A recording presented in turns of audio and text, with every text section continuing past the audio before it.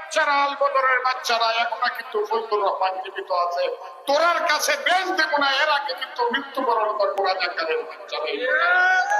তোদের মা আমার জুতাটা মুখবার যোগ্যতা রাখে না, আমারে বলে ফজু পাক, তারপর খালি ফজু পাক লাগা বাইরেও যদি ফেলা, রাজাকারের হাতে দেশ দিয়ে আমি বাঁচতে চাই। এরা পাস করে ফেলবো, আমি বিষ খাই, এরা পাস করে ফেলবো, রাজাকাররা পাস করে ফেলবে। এরা যে বাচ্চা সেই তো দয়া, শেখ মুজিবের দয়া, জিয়াউর রহমানের দয়া, খালেদা জিয়ার দয়া। গত 20 বছর খালেদা জিয়ার আঁচলের নিচে ছিল। 2001 সনে খালেদা জিয়ার পায়ে ধরছে, ম্যাডাম আমাদেরকে বাঁচা। আচ্ছা বাঁচাইলাম, এখন কি হলো? এখন সাপ সোনা তুলছে। বিএনপি সবচেয়ে খারাপ, চান্দাবাজ, দান্দাবাজ, চোর, বাটপার, এই জন্য জামাতে বলে, আর কেউ বলে না। এরা হইল মুনাফিক, এরা হইল বেঈমান, এরা হইল অকৃতজ্ঞ। আমার ভাইয়েরা, শহীদ প্রেসিডেন্ট জিয়াউর রহমান স্বাধীনতার ঘোষক, আমাদের ডক্টর ইউনূস পর্যন্ত বলেছেন স্বাধীনতার ঘোষক শহীদ জিয়া, কিন্তু তাদের একজন কর্মী, তাদের একজন নেতা বলেছেন স্বাধীনতার ঘোষক বঙ্গবন্ধু শেখ মুজিবুর রহমান। সেই নেতার নাম বলতে চায় না, কিন্তু শপথ করেছেন যদি একটা দল ক্ষমতায় যায় তিনি বিষ পান করবেন। দেখেছেন না দেখেন নাই? ওগো আমার ভাইয়েরা, এরা শহীদ রাষ্ট্রপতি জিয়াউর রহমান, যিনি স্বাধীনতার মহান ঘোষক, এই স্বাধীনতার ঘোষক নিয়ে প্রশ্ন যে তোলে, তাকে কি দলে রাখা যায়? কোথায় না যায়? না, যাবে না। সম্মান নিয়ে তারা বসবাস করবে যারা সম্মানের কাজ করবে। যেমন সম্মানের কাজ করেছেন শহীদ প্রেসিডেন্ট জিয়াউর রহমান, তিনি গাছ লাগিয়েছিলেন, নিম গাছ, সৌদি আরবে। সেই গাছের নাম শাজারাতুজ জিয়া অথবা জিয়া ট্রি বলা হয়। ওগো আমার ভাইয়েরা, আমার ডক্টর মেজবা স্যার গিয়েছেন নিম গাছের তলায় ছায়া, দেখেছেন না দেখেন নাই? আমার স্যারও নিয়েছেন। ভালো কাজ যে করবে ভালো পুরস্কারও সে পাবে, আর যারা স্বৈরাচারী করবে বাংলার ইতিহাসে তাদের নামও ইতিহাসে লেখা থাকবে, খারাপ কাজের জন্যে ইতিহাস হয়ে থাকবে। যে ক্ষমতায় আসে ভালো কাজ করলেও ক্ষমতা ছাড়া লাগবে, খারাপ কাজ করলেও ক্ষমতা ছাড়া লাগবে, কারণ ক্ষমতা চিরস্থায়ী না। দুনিয়ার ক্ষমতা কি চিরস্থায়ী? না, চিরস্থায়ী নয়। সুতরাং যারাই ক্ষমতা পাবেন তারা সেই ক্ষমতার অপব্যবহার না করে সৎ ব্যবহার যদি করেন, বাংলাদেশের মানুষ মাথায় তুলে রাখবে।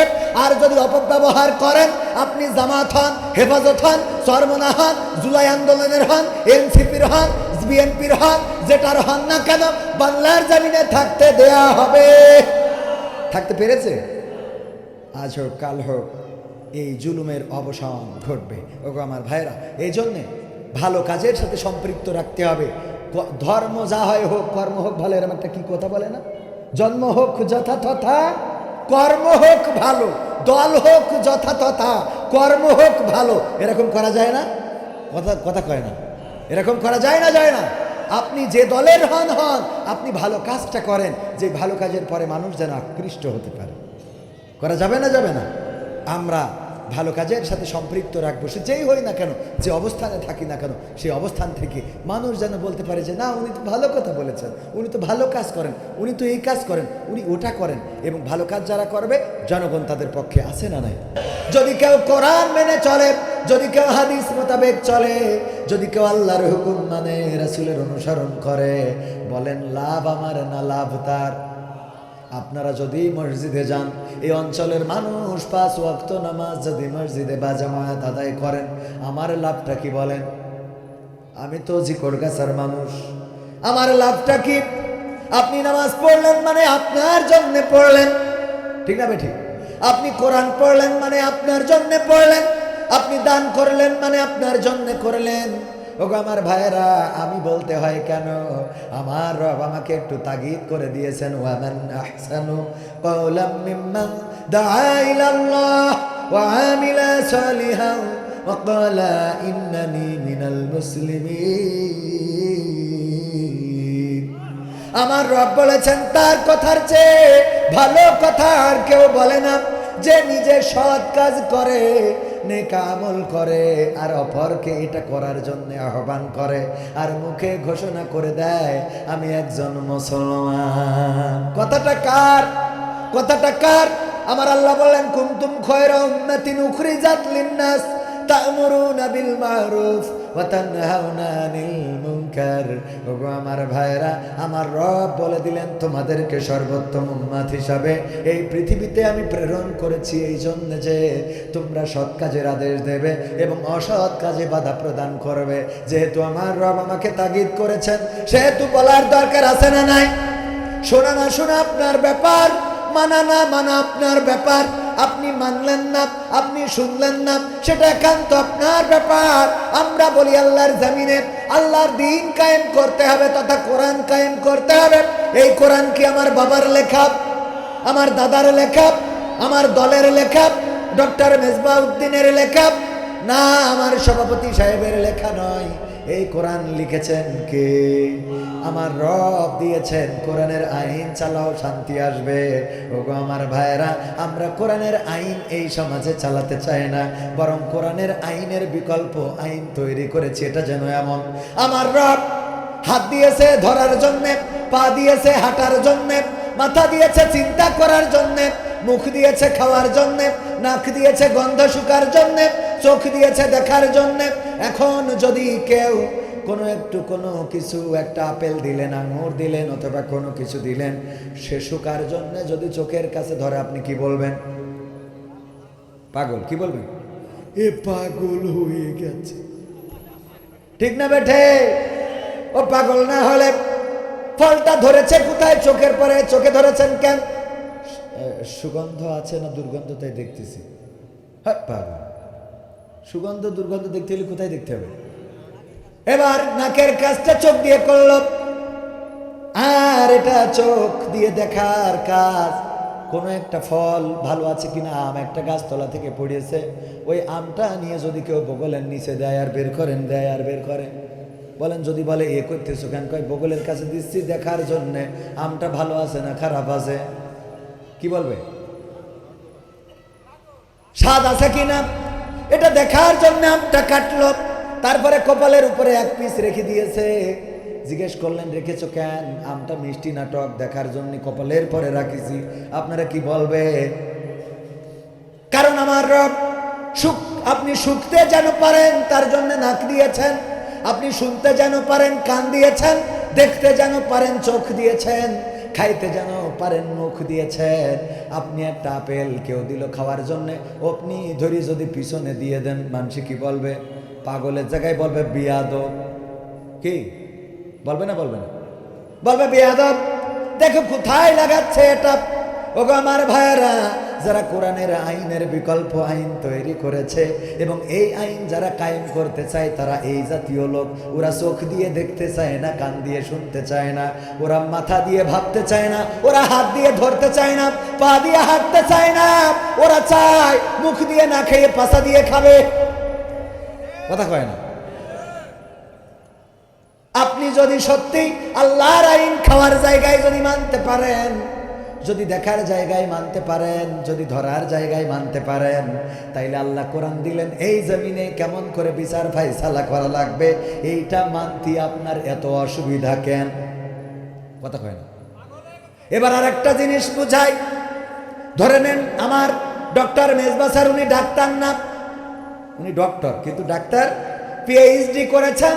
ওগো আমার ভাইরা, এই গ্রামে গ্রাম্য ডাক্তার আছে না নাই? হঠাৎ সভাপতি সাহেবের পেটে ব্যথা করতেছে, গ্রাম্য ডাক্তারের কাছে যাওয়ার পরে ডাক্তার বলল যে ঠিক আছে, আমি এই গ্যাসের বড়ি দিলাম, অনুপ্রাজাল বিপি, অথবা এই ওষুধ দিলাম, খেয়ে দেখেন কাজ হয় কিনা। খাওয়ার পরে পরের দিন সকালবেলা ডাক্তার বলল, ডাক্তার ওষুধ কি দিয়েছেন, কাজ তো হয় না। গ্রাম্য ডাক্তার বলে ঠিক আছে, আমি আরো ওষুধ দিই, 1 মাস দেখেন। এটা বলে নাকি?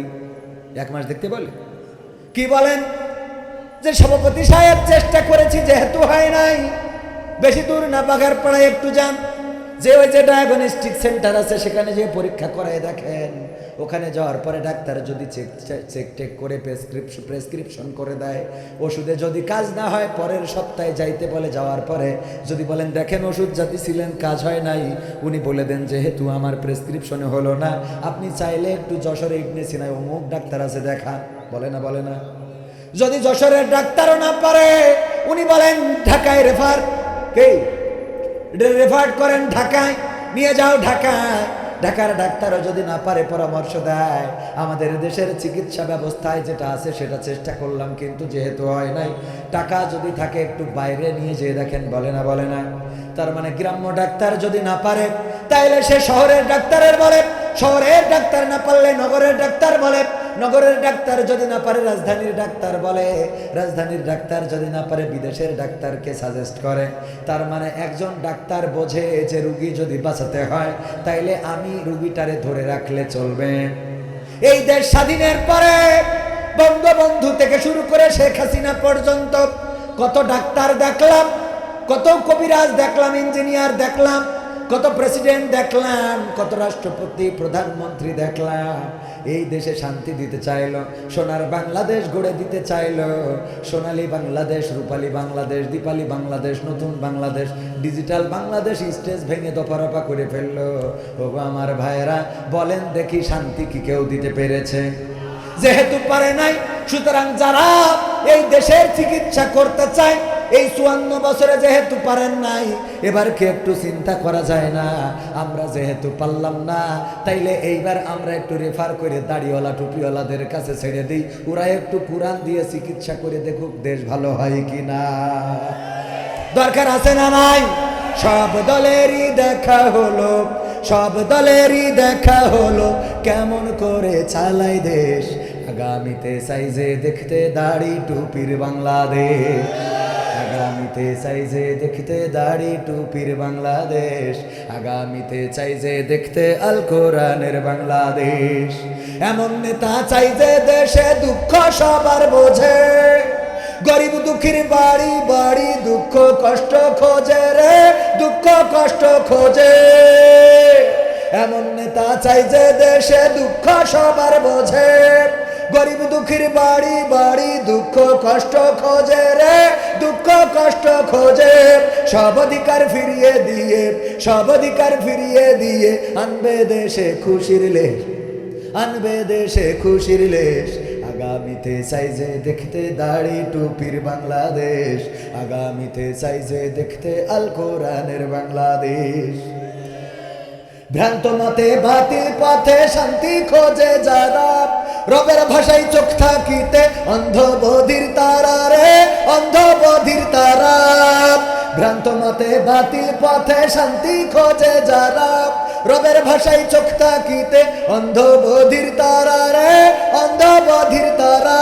ভুলের পথে থাকলে অটল, ভুলের পথে থাকলে অটল, এহ পরকাল হবে শেষ। আগামীতে চাইছে দেখতে দাড়ি টুপির বাংলাদেশ, আগামীতে চাইছে দেখতে আল কোরআনের বাংলাদেশ। দুর্নীতি আর সাদাবাজি ভাই চলবে না এই দেশে, রুখে দিতে হবে তাদের আসলে ফ্যাসিস্ট বেশে রে, আসলে ফ্যাসিস্ট বেশে। দুর্নীতি আর চাঁদাবাজি ভাই চলবে না এই দেশে, রুখে দিতে হবে তাদের আসলে ফ্যাসিস্ট বেশে রে, আসলে ফ্যাসিস্ট বেশে। চললে আইন আল কোরআনের, চললে আইন আল কোরআনের, তবে দেশটা চলবে বেশ। আগামীতে চাইছে দেখতে দাড়ি টুপির বাংলাদেশ, আগামীতে চাইছে দেখতে আল কোরআনের বাংলাদেশ। আপনারা কি চান? কারা কারা চান? দুটি হাত দেখতে চাই। লিল্লাহি তাকবীর, নারায়ে তাকবীর। আল কোরআনের আলো সংসদে জালো, নারায়ে তাকবীর। ওগো আমার ভাইরা, এই কোরআনের আইন কায়েম করার জন্য যদি এখন ভারত থেকে শেখ হাসিনা ঘোষণা দেয় যে আমরা আর মানব রচিত কোনো মতবাদ নয়, ৭১-৭২-এর সংবিধান নয়, আমরা বাংলার জমিনে কোরআনের রাজ কায়েম করে দেব, তাইলে শেখ হাসিনার দেশে আসতে দিতে আমাদের কোনো আপত্তি আছে? যদি তারেক রহমান বলে দেয় বাংলার জমিনে আমার ধানের শীষ পাশ করলে কোরআনের আইন কায়েম হবে, ইসলামী শরিয়া মোতাবেক বিচার ফায়সালা করা হবে, যদি এই কথা বলে দেয়, তাইলে আমরা লাগা লাগা ধান লাগা বলতে অসুবিধে আছে? কতক্ষণ আছে? কিন্তু যদি জামাতে ইসলাম, হেফাজতে ইসলাম, তাবলিগি ইসলাম, চরমনাই ইসলাম, অন্যান্য যত ইসলাম আছে, তারা যদি বলে বাংলার জমিনে কোরআনের আইন কায়েম হতে দেয়া হবে না, হবে না, তাইলে দাড়িপাল্লার বিরুদ্ধে স্লোগান দেওয়ার দরকার আছে না নাই? হাত পাকার বিরুদ্ধে স্লোগান দেওয়া লাগবে না, লাগবে না। তার মানে কোরআনের বিরুদ্ধে যারা, তাদের বিরুদ্ধে আমরা, কথা ঠিক না বেটে? আমাদের স্পষ্ট কথা, কোরআনের পক্ষ নিয়ে দাঁড়াবেন। আপনি কে সেটা দেখার বিষয় নয়, আপনি যে দলের লোক হন, আপনি যে দলের লোক, আপত্তি নাই যে সে যেই হোক, আমরা হব তারই লোক। কোরআনের পক্ষে যে, তাদের পক্ষে আমরা, ঠিক না বেঠে? আমরা কোন দলের কথা মাহফিলে বলবো না, আমাদের কোন দল করার জন্য মাহফিলে আসি না, কোন দলে দল করার প্রয়োজন কত কয় না আছে। কিন্তু আমার আল্লাহ বলেছেন ওয়াতাজিমু, আমার আল্লাহ বলেছেন ইন্নাদ-দীনা ইনদাল্লাহি, আমার আল্লাহ যেহেতু ইসলামকে মনোনীত বিধান করে দিয়েছেন, সুতরাং সেই ইসলামের পক্ষে থাকার দরকার আছে না নাই? আছে না নাই? কি